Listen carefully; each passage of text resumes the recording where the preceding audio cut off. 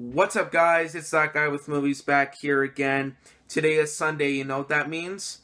It's time for another weekly review video. So, without further ado, let's get on with the overview first, and then we'll do the actual review. So, unfortunately, this week I only watched 3 movies. I know I was kind of busy though, but at least I got something in, right? So, 3 movies. That's it. So, 2 are from this year, and 1 is from, like, over 30 years ago. So, anyways, let's get started. So, first movie I watched this week was Blade Runner. So, this movie is basically about Harrison Ford as the titular Blade Runner, and Blade Runners are basically, they go after, like, androids. They're called replicants. And replicants are basically robots, like AI, that were designed by this company, and even though they're robots, they're basically identical to humans. So, but then they have a tendency to kind of get violent. So they end up like killing people, and now they just kind of outright ban replicants. So this is where Blade Runners come into play. They basically try to track down and kill these replicants. And that's what Harrison Ford is. And he's trying to track down a group of replicants, played by Rutger Hauer and Daryl Hannah. He also has like a kind of a fellow replicant that helps him out, played by Sean Young. And so that's basically what Blade Runner is about. So what I thought of this movie, I really like this movie. This is an absolutely visually stunning movie.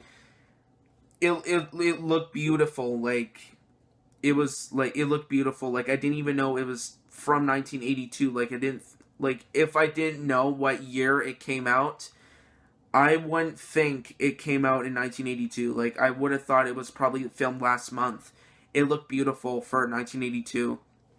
But the performances were good. The action was really good. I kind of really liked the neo-noir mystery kind of feel to it. And it was a good plot. Very excellent writing, especially the Tears in the Rain speech at the end by Rutger Hauer. And yeah, so that's Blade Runner. And what I disliked about the movie, basically nothing. Every single part about this movie I liked. So I gave that one a 10 out of 10. So, and the next movie I watched this week was American Made. And this movie stars Tom Cruise as Barry Seal. This one is based on a true story. So he's just kind of like a lowly pilot working for the TWA until he kind of goes to this social event. And there's this guy that works for the CIA. And he's like, hey, do you want to work for the CIA? And he's like, oh, sure. So he basically gives him this plane, and he goes to, like, Panama and El Salvador and that. And he's basically, like, kind of flying over and taking aerial photographs of kind of, like, the drug cartels and whatever, like, stingy activity is going on down there. And, but, like, once he lands, he actually ends up working for this one drug cartel, and he's basically going back into the States and delivering, like, cocaine and that.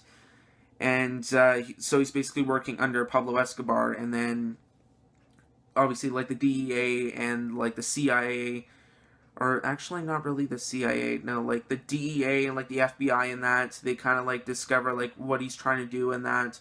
But he's like, he's willing to do it. Like, he's willing to, like, go back into the States and deliver cocaine, because he kind of needs the money to support his family.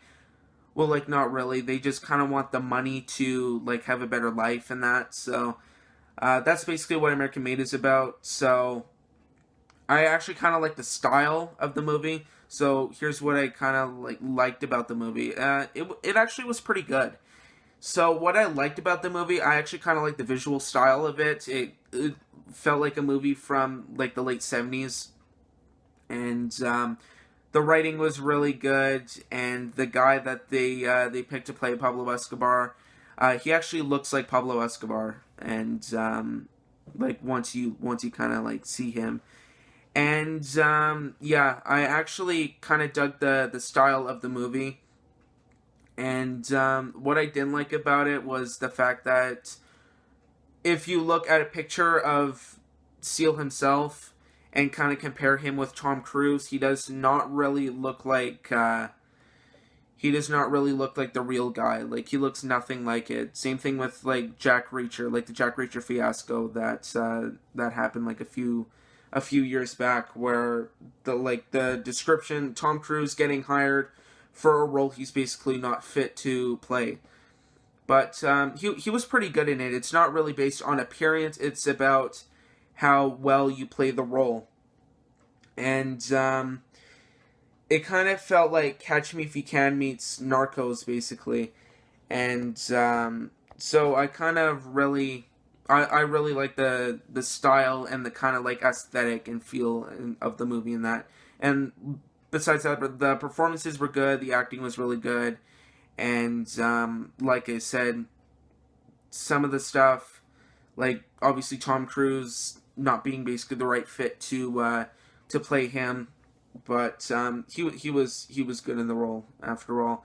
And there was some stuff that they could have cut out from it, but other than that, it was pretty good. I gave that one a 7 out of 10. And the next movie the next and last movie I watched this week was Cars 3. And this one, I don't know. So this one basically just kind of like retcons the events of Cars 2. Like, it just ignores it like altogether, like it never happened. It kind of like follows the story of the original Cars. And so Cars 3 is basically about Lightning McQueen, and he's just kind of like old and down on his luck, but everybody still likes him and everything. But he's got this like race coming up, and he kind of needs to win against this fast car. His name is Jackson Storm. And but this car goes like really, really fast because he's kind of like more technical, and Lightning is more like practical. And so he gets, obviously, like, if you watch car races, they go to pit stops, and they just for like more fuel to get their tires, new tires and everything. And he just kind of like ignores it, and then he just like speeds off. And as soon as he does that, he kind of feels like he made a mistake because he ends up crashing. And like, it's a really bad crash. And everybody thinks that he basically can't race again. But the one thing that he basically like looks up to is Doc Hudson. And like, he was basically his role model. And he unfortunately like died. But yeah, so that's so he kind of like idolizes Doc Hudson, and with all this motivation, he tries to like get back into racing everything, because he's like, I want to like beat Jackson Storm. So that's basically the plot of Cars 3. And what I thought about the movie wasn't really that great. What I liked about it, pretty much the only thing that I liked about it was the visual effects. The visual effects were stunning. Even for like a Pixar movie, because they usually have rough animation in that sometimes, this one looked incredible. Like, I cannot believe how far they've come from like the original Toy Story to now.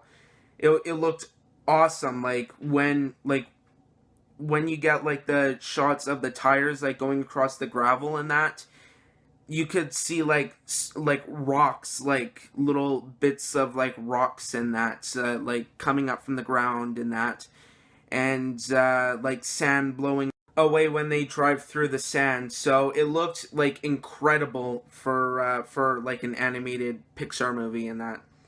So what I didn't like about the movie, so recently I've been seeing like conclusions coming up that the first Cars is basically Doc Hollywood with Cars. This one, I've never seen like a comparison like this before, but I felt like it was basically Rocky with Cars. It was basically Rocky's 4 and 5 with Cars, because the four, like Rocky 4 aspect of it was Jackson Storm and the whole Jackson Storm thing, how he was kind of like more technical and they kind of like monitored his progress and everything. That was kind of like how it was Rocky 4. And like Rocky 5, he's kind of like too, like Lightning McQueen is too old to like race and that. And yeah, and he gets like this trainer in that, and yeah, it was basically Rocky with cars. The writing wasn't really all that great. There was way too many characters that weren't really fully developed. They were just kind of, oh, new character, new character, new character. It kind of got distracting after a while.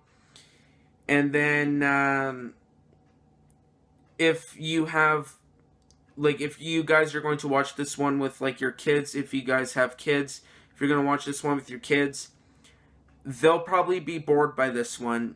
There wasn't really a whole lot going on in this one. Like, there wasn't really, like, a lot of, like, racing sequences in that. Like, more or less, like, at the end. And, like they kind of just, like, bookend the film.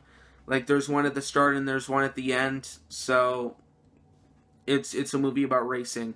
But they just kind of, like, bookend the movie with race sequences.